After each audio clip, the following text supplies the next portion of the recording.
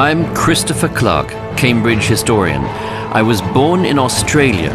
For Europeans, that's practically the other end of the world. But the European continent and its incredible diversity always fascinated me. Even in the far-off country where I grew up, I was always aware that so much of our world has its roots in Europe. And modern Europe is one of the greatest achievements in human history. I want to share the grand saga of this continent. And in the process, I hope to rediscover its wonders for myself.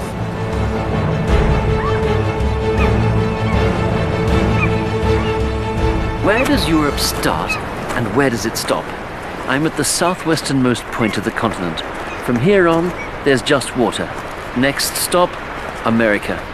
Luís de Camões, the national poet of Portugal, described this cape in the 16th century in these words: "Aqui onde a terra se acaba e o mar começa," where the earth ends and the ocean begins. In fact, most of Europe is surrounded by water. Europe is a continent in name only. In reality, it's a peninsula, and its history is deeply shaped by this fact. That history begins 135 million years ago. Actually, Europe as we know it isn't really all that old in a geological sense. In the beginning, all the continents are one. Then the world is set in motion. Land masses break off, drift apart and reunite, creating mountains and rivers in the process. Bit by bit, the continent as we know it today begins to take shape. Ice masses form fjords, mountains unfold. The lava flows we can still see today give us an inkling of Earth's incredible power to create and reshape. And at some point, these elementary forces will produce a denser array of unique cultures and peoples than anywhere else on the planet. How did it all begin? Asia, to which this rather small continent is a kind of appendix, has always been the gateway to Europe, also for the first humans to arrive here. But who were the first Europeans, and where were they from? It's during an ice age that the first people leave Africa to conquer the rest of the world. A sheet of ice kilometers thick covers the continent where today we find cities like London, Berlin and Warsaw. But Homo sapiens will not be deterred. From what we know today, it seems that they traveled to the continent via the Middle East, the Levant and Romania, and slowly it begins to grow warmer in Europe. The Ice Age is coming to an end. This is where the first migrants come into contact with the Neanderthals and begin to mix with them. Even today, all Europeans have a bit of Neanderthal in them. By 30,000 years ago, the Neanderthals have died out and the Homo sapiens, the wise human, has taken over. They hunt and gather, live in groups of varying sizes, and spread out across massive swathes of territory, often in rocky areas with caves, such as southern France and northern Spain. It's around this time that the intellectual world of the early Europeans actually begins to take shape. The depths of the caves are sacred places for these early peoples, prehistoric cathedrals where they feel the presence of the supernatural world.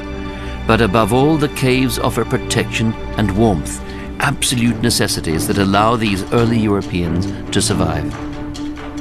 Here we can see the first evidence of the ancient Europeans.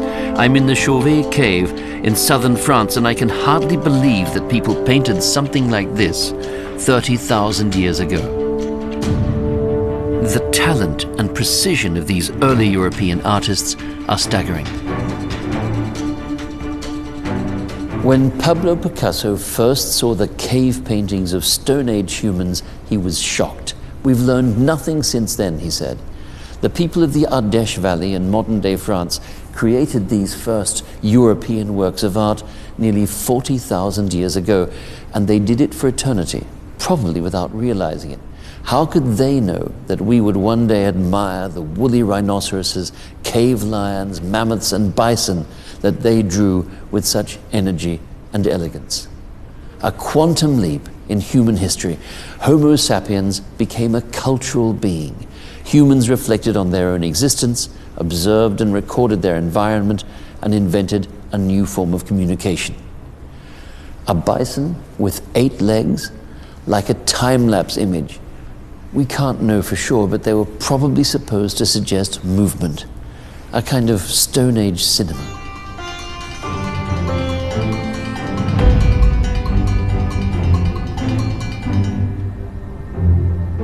These works are among the oldest expressions of human creativity anywhere on Earth, a kind of cultural Big Bang.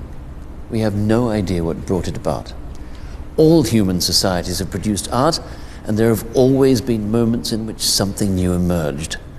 What was special about Europe was the tension between memory and renewal, between continuity and rupture. Michelangelo may have imitated the Greeks, but he also created something new, something that had never been seen. Landscapes, objects, and people came to be seen in new ways. Art rebelled against tradition without escaping from its authority. Images and objects from Asia and Africa enriched the visual repertoire. Boundaries were tested and breached. Freed from the obligation to depict anything real, paintings took on a life of their own. And these astonishing moments of creativity would have been unthinkable without the diversity of the cultures on this continent and the cultural competition between them.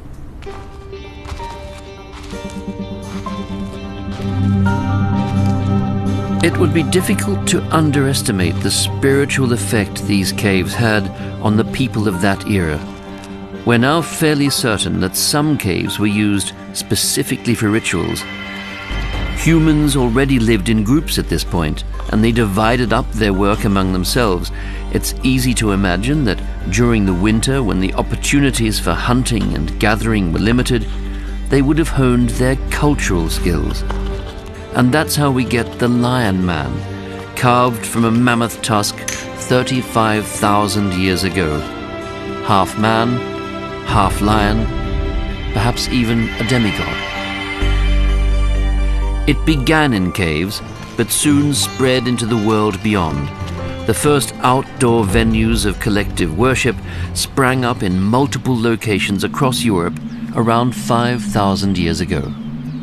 The first settled peoples positioned enormous boulders in circles, creating sites like Stonehenge. They were aligned with the course of the sun and primarily served as observatories. Transporting and setting up the stones must have been an incredibly challenging task for the people of that era. They had to be highly organized and must have developed specialized skills and technologies for the job. Ancestor worship played an important role here. They wanted to immortalize the world of their forebears in stone for all eternity. Cults and strictly defined rituals seem to have been the glue that held these early societies together. Of course, we need to see this in perspective. While the Europeans were positioning boulders, the Egyptians were building pyramids.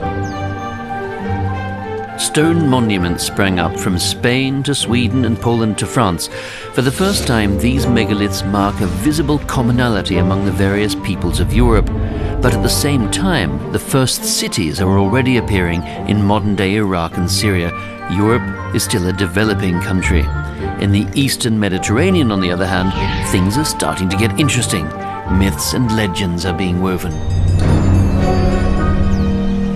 Why is Europe called Europe? Well, the answer lies here in Greece.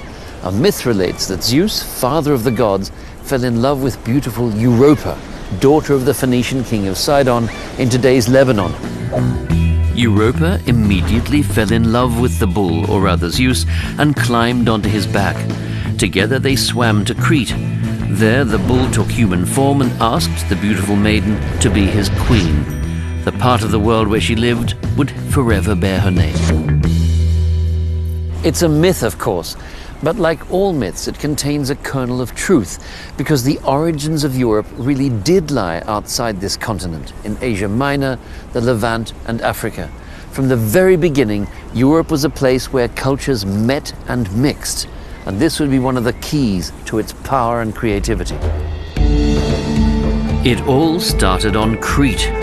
The islanders were gifted seafarers and traders. Crete became Europe's first commercial power, crafting an impressive trade network that stretched across the entire Mediterranean to Egypt and Mesopotamia. The Cretans grew olives and exported the valuable oil to places like Egypt.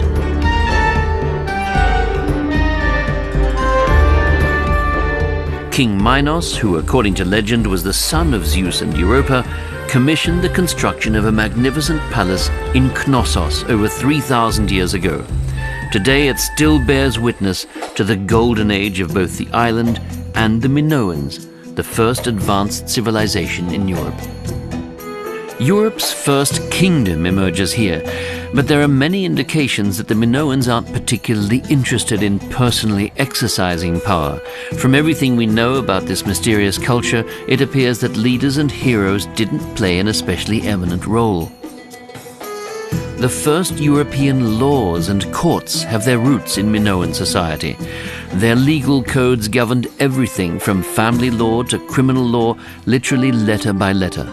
The Minoans were the first Europeans who could read and write. They adopted their writing system from the Phoenicians. This Middle Eastern alphabet is the mother of all European writing systems. The Minoans even stamped these symbols in clay on the famous Phaistos disc nearly 3,000 years before Johannes Gutenberg invented modern printing. The meaning of the ancient symbols may have been forgotten over time, but the Greeks ultimately based their own alphabet on the Minoan writing system, and both our Latin alphabet and the Cyrillic Eastern European alphabet have their origins in Greek. For centuries to come, Europe's path would be shaped by the legacy of ancient Greece.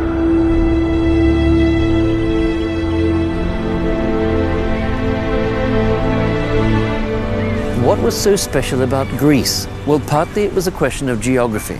The Greeks were scattered in some 1,500 cities, the poleis, around the shores of the eastern Mediterranean and the Black Sea. The terrain of the Greek mainland, crisscrossed by mountains and ravines, favored small communities, but also obliged them to trade and negotiate with each other. Not all of the cities were democracies. Some were ruled by oligarchs or by tyrants. But one city established a system of government that would leave a deep imprint on world history. Nothing compares to Athens in its golden age. Many of the traits that define modern Europe can be found here. The Greeks' world consists of numerous gods to whom they dedicate the temples they build, but also of brilliant thinkers who spend their days investigating earthly concerns. The grand Parthenon temple on the Acropolis is the most beautiful representation of what the streets and squares of ancient Athens brought forth into the world: architecture, science, philosophy, art, literature, and also political thought. Athens isn't ruled by a king, but by the people. For the first time in the continent's history, all men share responsibility for the decisions that affect everyone. Women don't yet play a political role, but it's a start. Democracy is born. Calm down! All opposed to the proposal, raise your hands. And all in favor, raise your hand now.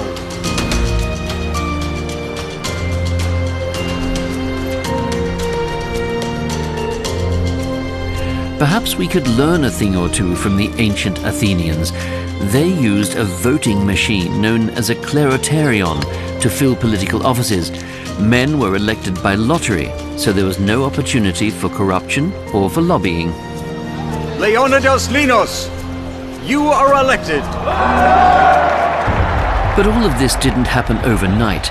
Democracy in Athens developed slowly, step by step, and it was repeatedly reformed.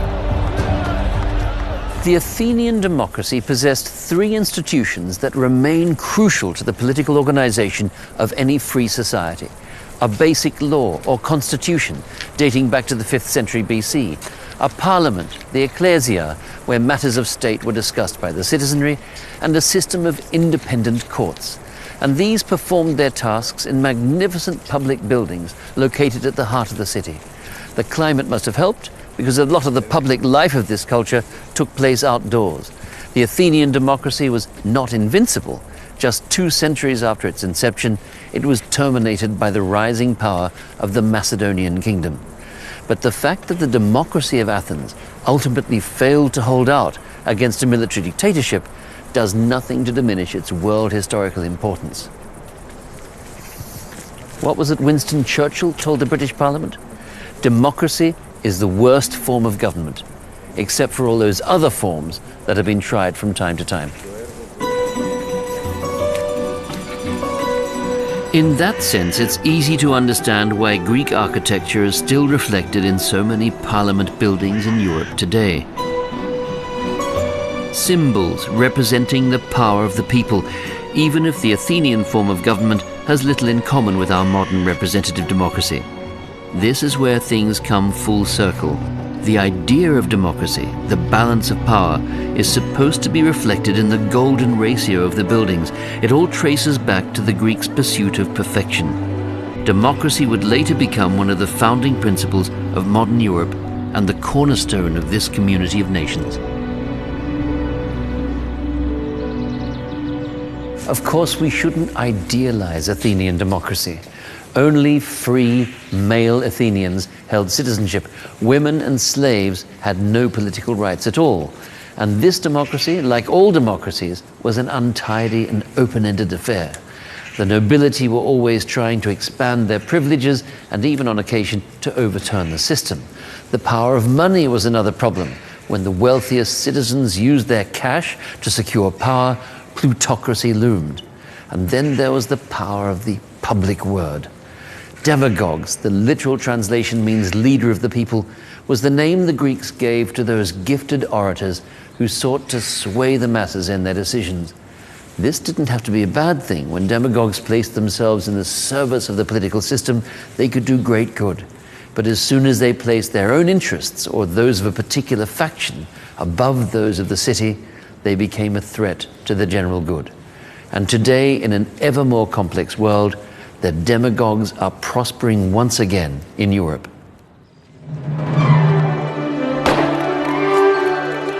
The marathon is the most democratic sporting event of all time. Young, old, fat, thin, anyone can join in the run. Millions of people around the world catch marathon fever every year. This long-distance run is named after a small town in Greece. The first marathon runner of history was completely alone.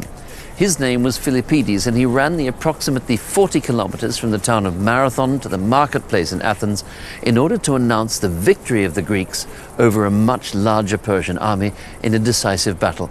It's said that he then collapsed dead on the ground, but not before warning the Athenians that the remaining Persian forces were swiftly approaching the city.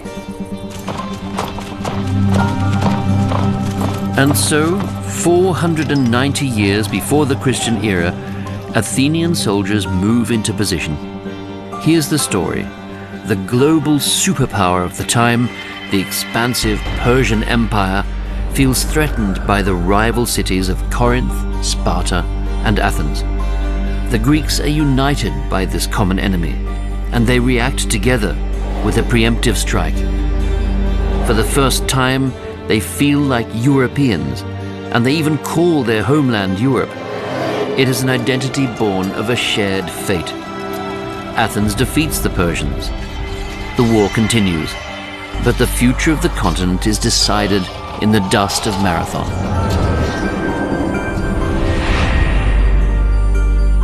The victory at Marathon was a defining moment for the Greek democracy, a sign of what could be achieved through unity and self-confidence. Then, as so often in its history, the destiny of democracy was tied up with war. Above all, the victory at Marathon showed that deeper popular participation in political life can actually heighten the striking power of a state. And the gods too were granted their share. In its gratitude for the victory, the city sacrificed 500 goats every year until the number of slaughtered goats matched the number of Persian dead. The story of that victory is classic Hollywood blockbuster material. Back then it was immediately adapted for the stage. That's right, Athens is also the birthplace of the entertainment industry. The Greeks have loved heroic tales since the days of Homer, and the story of the Persian Wars is no exception. Actors step into the role of their old enemy and relive a victory that all Greeks are proud of. Be stern and remember, chin up and chest out. Aeschylus, a veteran of the Battle of Marathon, is the author of this thrilling work. It's your turn now. With support from the young politician Pericles, the playwright hopes to win the theatre competition that the Athenians hold every year in honour of Dionysus, the god of wine and mirth. Aeschylus himself hadn't exactly covered himself in glory on the battlefield, but this play would immortalise his name. The playwright portrays the senselessness of war, which leads to nothing but horror, despair, death, and grief. He tells the story from the perspective of the losing side, without denigrating the Persians for their loss. In this way, he hopes to educate his audience. And the Athenians understand his message. The Persians won first prize. It's the oldest surviving theatrical work in the world. From tragedy to comedy, the Greeks showed the world the meaning of good entertainment. The narrative forms established then have survived the test of time, and the play commemorating the event that gave rise to the idea of Europe, the Persian Wars, is still regularly performed on stage even today.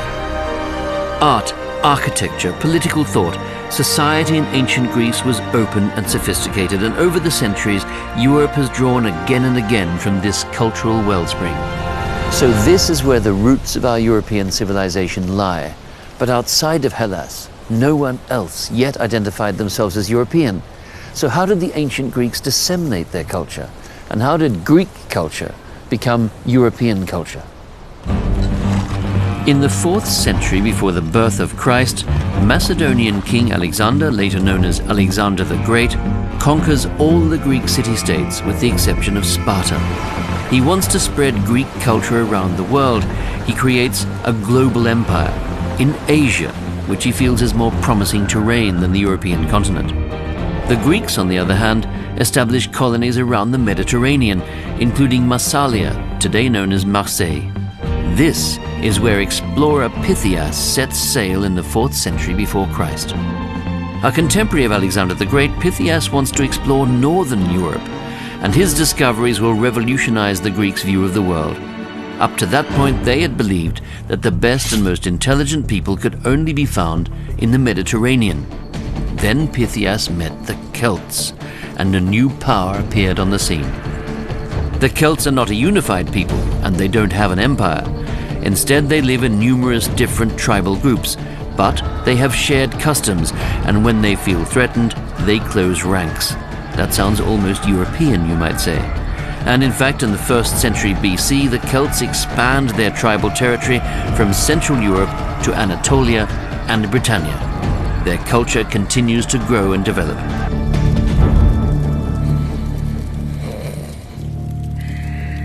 The north is full of nothing but backward barbarians, the Greeks think.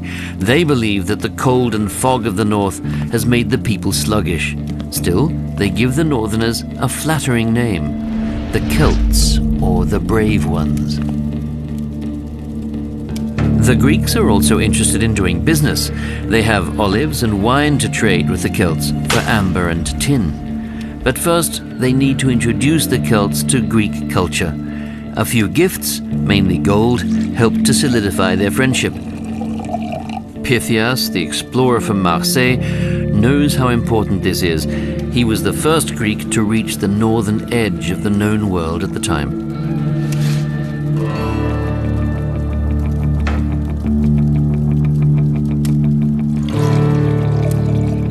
The Celts are more than just strong warriors. They're also gifted metalworkers, and slowly they develop a taste for the Mediterranean lifestyle, especially for wine. This vessel, as tall as an adult, came from Greece and was found in the tomb of a Celtic chieftainess. The ubiquitous drinking horns are further evidence of the Celts' unquenchable thirst. The Celts were the ones who built the first cities north of the Alps, around 150 of them in fact. One of the most famous is the Heuneburg, located in modern-day southern Germany.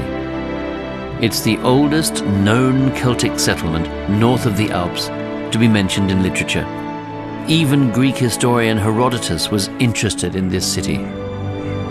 Built in 600 BC, the Heuneburg was the residence of Celtic chieftains, with clever fortifications to fend off enemies. The Celts carefully organized their lives behind the high walls. They had their own coins and a system for the division of labor. Up to 10,000 people lived in this form of ancient city. From here, the Celts increasingly traded with the Greeks and with Pythias's hometown, Marseille.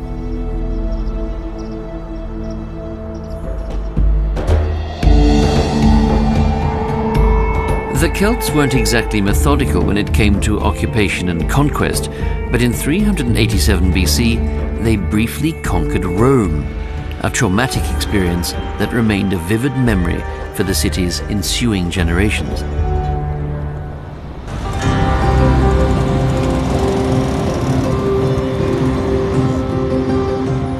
The Imperium Romanum, the Roman Empire, isn't an exact model for our modern concept of Europe, of course, but today's Europe certainly has many of its roots in Rome. The idea of the Republic, the laws, the architecture, in many areas the Romans were able to build on what the Greeks had created. The Pantheon is a good example here. Behind the Greek-style facade is one of the oldest and largest domes in Europe, and it's made of cement. Both of those things, Roman inventions. In all areas of life, the Romans looked to the Greeks for inspiration, but they wanted to improve on things as well. The ambitious Gaius Julius Caesar is no exception. He sees a bright future for himself. He dreams of being a conqueror like Alexander the Great. But before he can make history, he has to tread the career path of a Roman civil servant, a long, hard slog. He spares no expense or effort in pursuit of his ambitions, spending enormous sums on bribes, and by the time he becomes consul, Caesar has racked up considerable debts. What he needs now is a war, a campaign of plunder to burnish his reputation and fill his empty coffers. But Caesar has a problem. There's not much left to plunder. His predecessors have already quashed competition around the Mediterranean. His only remaining option is the wild north of Europe, the land of the Celts, or the Gauls, as the Romans call them. Caesar plans to show these barbarians who's boss, 300 years after the Celts themselves had plundered Rome. Better late than never.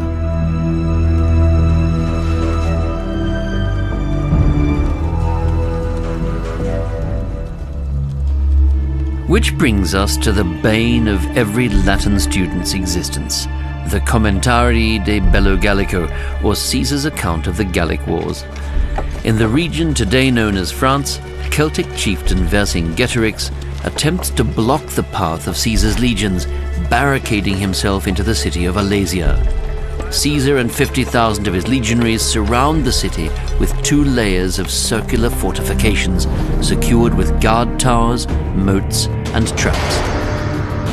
Caesar describes the brutality of this war without betraying a hint of emotion. Vercingetorix sends all the women, children, and elderly out of the city, but they are trapped by the Roman fortifications. Caesar refuses to help them. The war remains closed. Then Vercingetorix attacks. The battle lasts 4 days. More than once, the Gauls are close to surmounting the Roman walls, but they are beaten back and suffer major losses each time.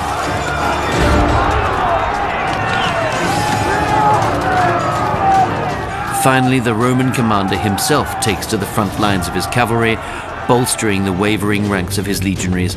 They capture such a large number of prisoners that each legionary receives one as a slave. After 6 years of fighting, Vercingetorix surrenders. His people, the Gauls, are absorbed into the Roman Empire, With this victory, Caesar successfully expands the Roman Empire far into the west.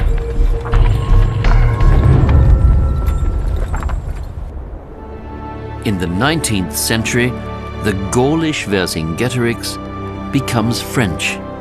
In modern France, he is still considered a national hero deserving of a monument, as a symbol of their unity as a nation. The world of the Celts shrinks after the Battle of Alesia. First they disappear north of the Alps, and then Caesar conquers Gaul and incorporates it into the Roman Empire. In the end, only the Celts on the British Isles remain. Caesar's path is drenched in blood. By his own account, he had over 1 million lives on his conscience. Look behind you and remember that you are but a man. This good advice is drowned out by the cheers of the masses. With the praise heaped upon Caesar, he rises to the status of demigod, and he knows it. Megalomania becomes his constant companion. After his victory over the Gauls, Caesar calls for a victory parade the likes of which have never been seen before. It's an unparalleled show of strength. He dresses as Jupiter, the chief deity in the Roman pantheon. No false modesty here. And Caesar presents his most important trophy, Vercingetorix. He keeps him alive just for this performance. Caesar, conqueror of the barbarians, the message comes across loud and clear.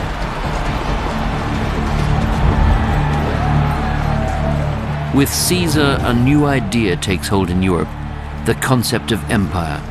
Rome had been a republic up to that point, ruled by the nobility.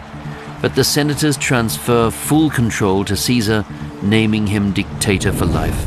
The Roman Republic becomes the Imperium Romanum, incorporating broad swathes of Europe. So, ironically, Europeans have one of the world's greatest egomaniacs to thank for the first political union. European emperors and dictators invoke Caesar's name from Roman times up until the 20th century. His successors, the Caesars, became Kaisers and Tsars. Charlemagne, Ivan the Terrible, Napoleon Bonaparte, Emperor Wilhelm II, and Benito Mussolini.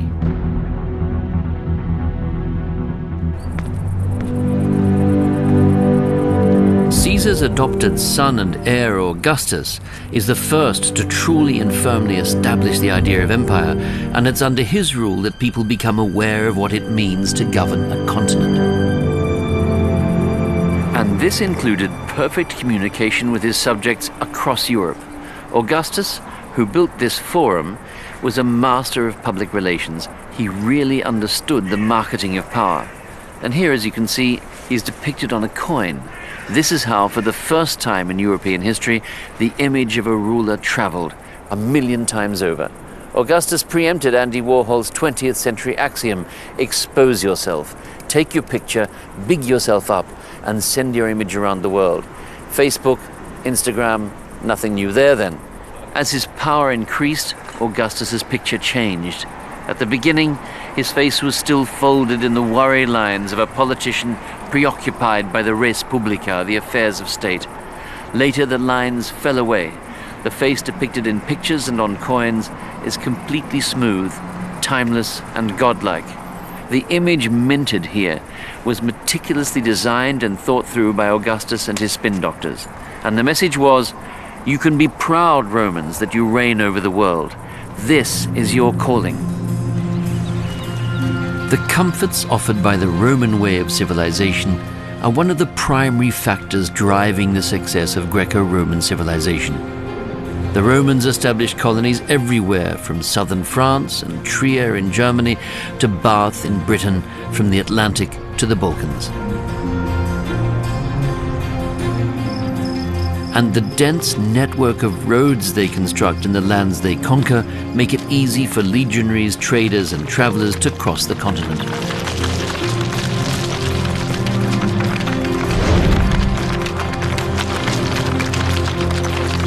Roman roads crisscross thousands of kilometers throughout Europe.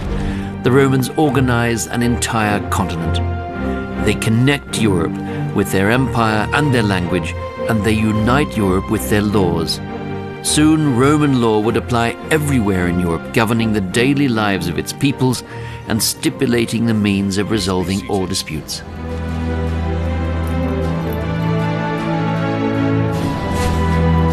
The Romans have a criminal law and a defined code of criminal procedure, which would form the basis for everything that came afterwards.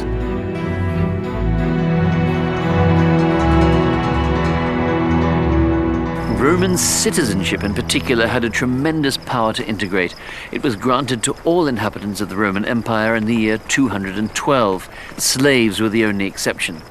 Emperor Caracalla ensured that there was equality before the law, and he also looked to the pleasure of the Romans, ordering that the system of aqueducts be extended and that gigantic thermal baths be built. Whether dressed for the public baths or standing before a court of law, everyone was equal and possessed, in principle at least, the same opportunities for advancement. Theoretically, anyone could assume public office, and the Romans never forced a citizen to give up his own culture. Many of those who fell under Rome's sway wanted in any case to be like the Romans, and so voluntarily assimilated themselves to the Roman norm. And so the Pax Romana came about, internal peace in this huge empire, and with it a loose community that one might describe as proto-European. But not all Europeans are prepared to trade their freedom for a bath at a Roman spa. The peoples of the regions today known as Germany and Scotland offer stubborn, assertive resistance. Rather than subduing the ruly barbarians, the Romans sealed themselves off. With Hadrian's Wall today on the border between England and Scotland, it was named for the Roman emperor who commissioned its construction. They also set up a border defense system against the Germanic tribes along the Rhine and Danube rivers, the Limes, a 550-kilometer cultural border that cuts right through Europe. On one side are the cities of the Roman Empire, where civilization flourishes. There are magnificent buildings here, spas and bustling marketplaces. When Augustus reigned, many millions of people lived in these cities. Germania, which is not occupied by the Romans, is thinly populated. It looks a bit like a gigantic nature reserve. East of the Rhine live numerous Germanic and Slavic tribes in far-flung villages. It's a completely different world, an archaic world. A handful of travel reports full of stories about the barbarians to the north were circulating in Rome. They were likely the basis for the work of Publius Cornelius Tacitus, whose most famous publication bears the succinct title Germania. The senator and historian apparently never traveled to the wild north of Europe himself, but that didn't stop him from writing 46 chapters about these backward barbarian tribes in the year 98 AD. He describes them as slovenly dressers, and he makes mention of their simple foods and their unusually intoxicating drink, something called beer, which was unknown in Rome at the time. Tacitus praises the hospitality of the Germanic tribes, their modesty and their bravery, but in fact his aim is to hold a mirror up to Roman society. He's particularly impressed with the marital fidelity of the northerners, but he also mentions their tendency to drink to excess and to gamble on games of dice. Of course, what else can they be expected to do in such barren, wooded country? Tacitus wonders. He puts all these musings to paper as he continues to marvel at these exotic Teutons. There is brisk trade between the Romans and the Germanic tribes in the border regions via gates in the Limes. On the whole, the European neighbors seem to have come to an arrangement. Only occasionally do the numeri, a Roman rapid response force, need to step in. Like border police, they take action against the frequent raids plotted by Germanic hordes against the wealthy Romans on the other side of the wall. But walls and fences aren't a permanent solution. and the Romans learned that the hard way. When nomadic Asian tribes invade Europe in the 4th century, the old order crumbles. Roman officer and historian Ammianus Marcellinus describes the arrival of the Hun peoples, saying that they were excited by an unrestrained desire of plundering the possessions of others, and that they went on ravishing and slaughtering all the nations in their neighborhood.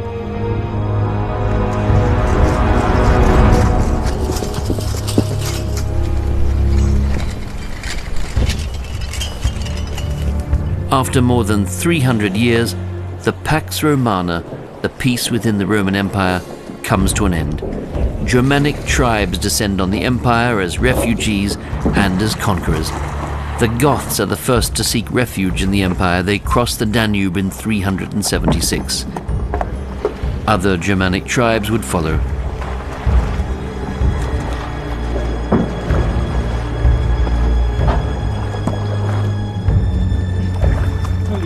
Ammianus Marcellinus observes this mass migration and reports on large numbers of unfamiliar barbarian tribes composed of various nations, now with all their families wandering about in different directions on the banks of the river Danube. At first, this intelligence was lightly treated by our people, he writes, and in fact the Romans gradually lose control, first over their borders and then over their empire.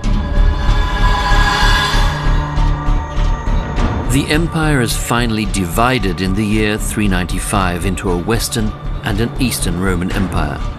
This migration period upsets the balance of ancient Europe, but at the same time, Europe as we know it begins to take shape.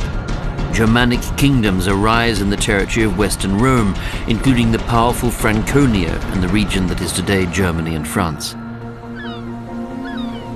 I've traveled to the Angles and Saxons in England, or to be more specific, to Cambridge.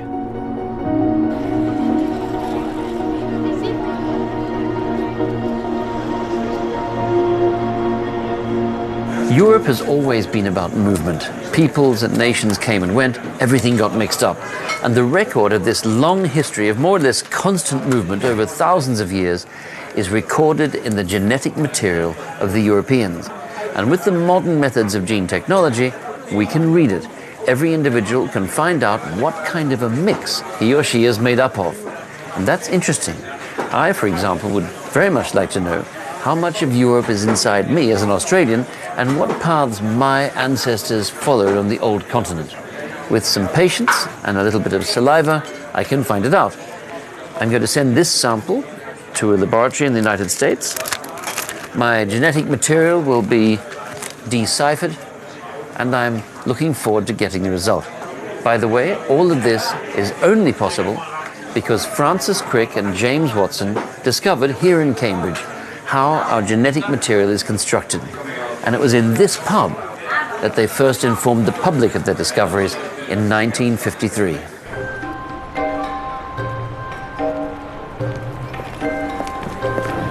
Pop this into the post box. Let's see what they say. I'm eagerly awaiting my results, and 2 weeks later, they arrive. The results of my gene test are in. And here we have it. 78.5% of me is British or Irish, that's hardly surprising. At least 5.1% is French or German. Apparently you can't distinguish between French and German genes.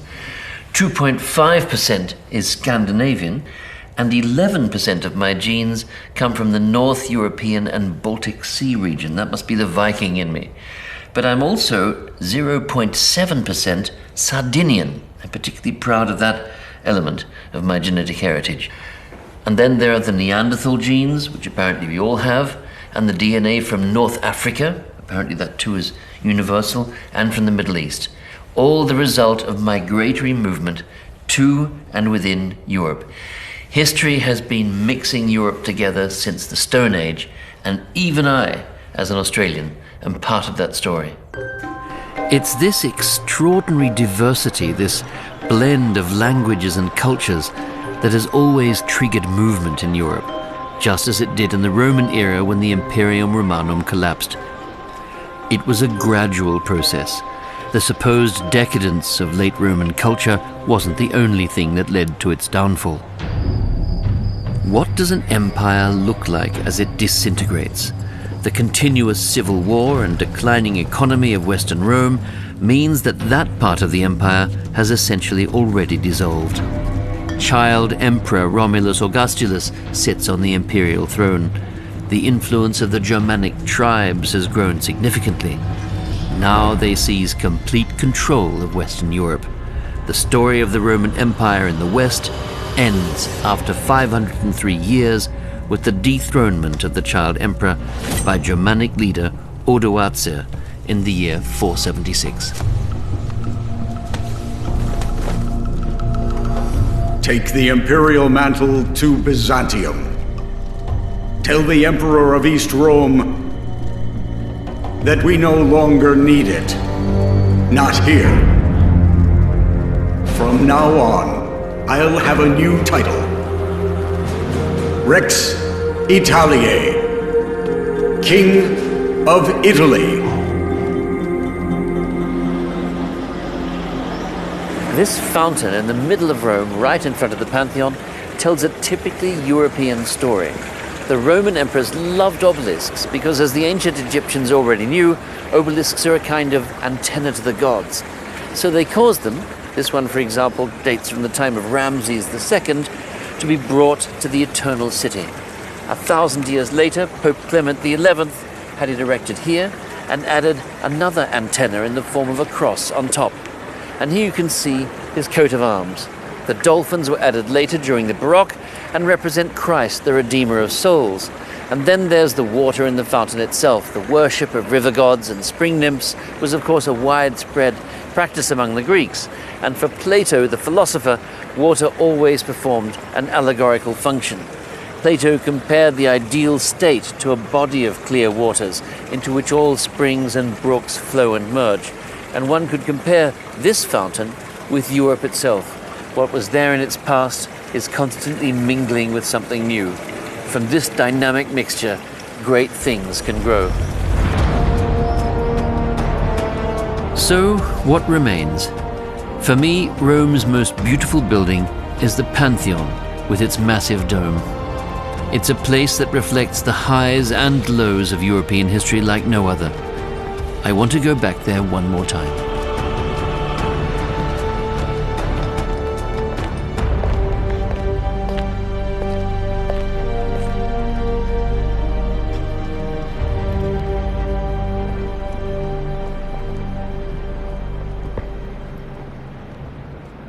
Ba ba ba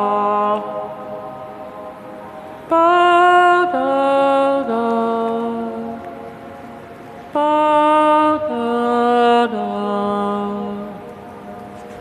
The resonance of this place conveys something of its immensity. This really is a breathtaking temple. When Michelangelo first clapped eyes on the Pantheon in Rome, he thought that such an architectural wonder could scarcely have been created by mortal hands, but must have been the work of angels. And perhaps he was right, because that would explain why the Pantheon survived the devastating destructions of the Teutons in Rome, as well as a couple of earthquakes. At any rate, the seizure of power by the Teutons turned out not to be the end of European history. On the contrary, it further enriched the unique mix on whose foundations European civilization rests until this day, because instead of destroying the ancient culture of the Greeks and Romans, the Germanic warriors cultivated this legacy. A further ingredient was still to come: Christianity. What will bind the Europeans together, but also bitterly divide them, is their faith.